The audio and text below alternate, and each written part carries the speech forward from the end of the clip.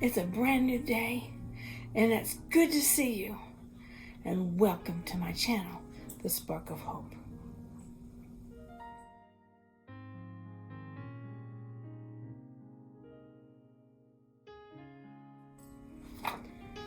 So I guess you were wondering what I was just doing. I was practicing my smile, fixing my face, making sure that I had my smile on. Because today we're going to talk about smiles. So, several months ago, I had a co-worker who introduced to me, brought to my attention this book.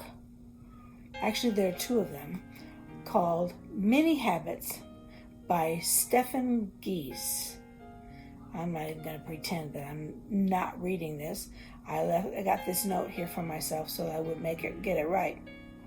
I went looking for this book and I found that there are two. Stephen Geese has written two. The first one is called Many Habits, Smaller Habits, Bigger Results. And the second book is called Many Habits for Weight Loss, Stop Dieting, Form New Habits, Change Your Lifestyle Without Suffering. So I started reading these books. And I was thinking back upon it and I thought, why not begin with small habits? Small habits that we can make in our lives that will not be big changes, but yet things that will enhance what we're doing and enhance the direction that we want to go in our lives. So I want to introduce to you today the first of many habit moments. And today we'll be talking about smiles. So I want to give you two stories, personal experiences that I will use to illustrate our first mini habit moment. This first account has to do with my younger children.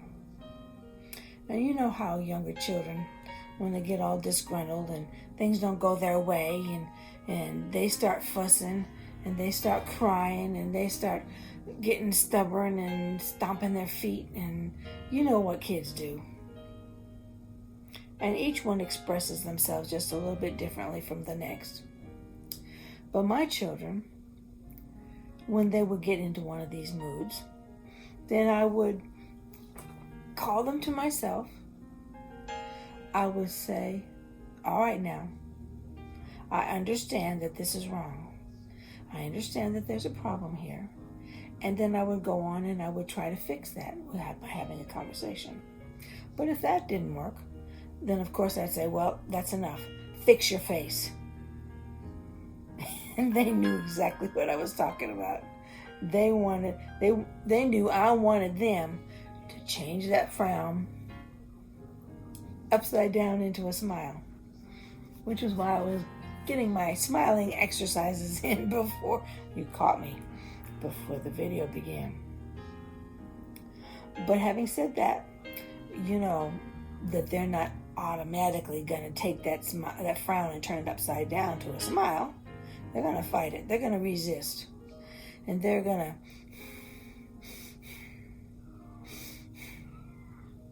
and I would wait for them to work it through, to think about it, to decide whether they were really going to try to change that smile, change that face into a smile. And before long, I would say, oh, I saw it. It's hiding right there in the corner of your mouth, that smile. You better be careful. It's going to spread around all the way across your lips and it's going to become a smile whether you want to or not. And they would think about what I was saying and they would think about it. And before too long, they would have no choice but to turn that frown upside down. Because they would try, and the more they tried, the more they would fail.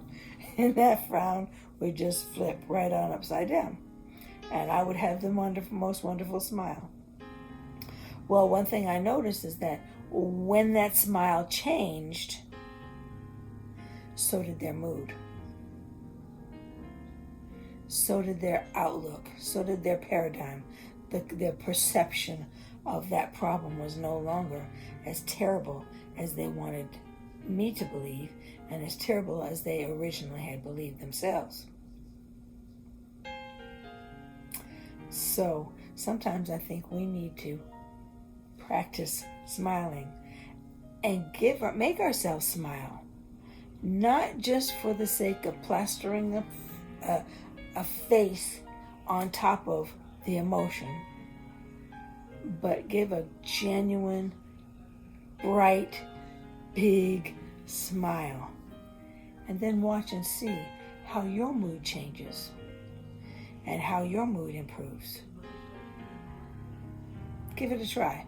I've tested it out myself, and I know it works. Story number 2. Years ago, I was working in a fast food restaurant. I had just started. And it was a part-time job. I was working several part-time jobs just to make ends meet. And I started this job in order to try to catch up, try to make the ends meet, and maybe have a little bit extra, maybe a few dollars every month. And so I started this extra job. I was working 4 hours a day, 5 days a week.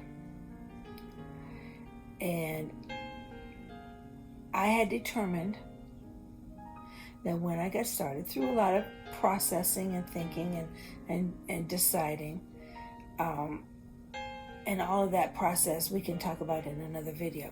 But suffice it to say for now, that I had decided that I was going to give a smile, a genuine smile, to each one of my customers.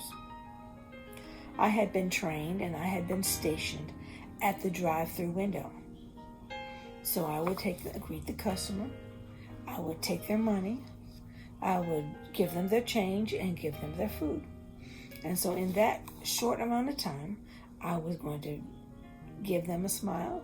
I was going to greet them in a genuine manner and hopefully brighten their day. And this is what I did. So I started out giving a smile every day. I smiled at every last one of them. Now, mind you, I was looking at 300 customers that went through my window in a 4-hour period of time. So that was a lot of people. And I would smile at each one of them, whether I liked it or not. But at first, the customers came through there, rubbing their eyes and trying to wake up and ordering food just to have for the kids in the back seat who were crying and fussing because they were hungry and didn't want to wake up yet themselves. And they would look at me with has she lost her mind? Do you know how early in the morning this is? I could see it on their faces. I know that's what they were thinking. But I determined I was going to give that smile. And day after day, customer after customer, I smiled at them. I greeted them most happily and most warmly, genuinely. And week after week and month after month. Then I'd been working there about 6 months. And I realized that while I was giving those smiles every day, those customers were no longer, most of them anyway, greeting me with grumpy faces. Oh, they still had their regular complaints and their regular day-to-day concerns that they would share with me through the window, however briefly. But they would look forward, and they told me they looked forward to seeing my face in the morning, to hearing me say good morning and show them a genuine smile. Greet them warmly and genuinely. They looked forward to that every day. And little by little, their attitudes their attitudes changed. I worked at that job for 2 years. And by the end of those 2 years, definitely all my regulars, and very few of the new customers would come through with a grump on their face. All of my regular customers wanted to see me at that window, and they would come to my window and they would smile back, and they would greet me warmly, and they would inquire after my day and what had happened. And if I happened to be out for a few days, what happened to you? Where were you? Are you okay? And that was just wonderful. I counted myself blessed to have so many people each morning greet me and smile at me with a positive smile, a genuine smile, all because I made the decision first to smile at them. I made the decision first to smile at them. And even now, as I work at the hospital, many of my patients wait for me to come in with a smile on my face, a soft touch, as I go about my day, as I go about the work that I have to do into helping to take care of them. I could see, and I can still see, how God is working in my life just because of a smile. So next time you feel too sleepy, next time life seems to overwhelm you, next time you just want to be mad, take a moment to decide, maybe I should smile today instead. Let me put that mad behind me. Sit on back there, mad. I'm going to smile, and I'm going to be genuine about it, and watch how your day improves. So today, for our mini habit moment, just smile.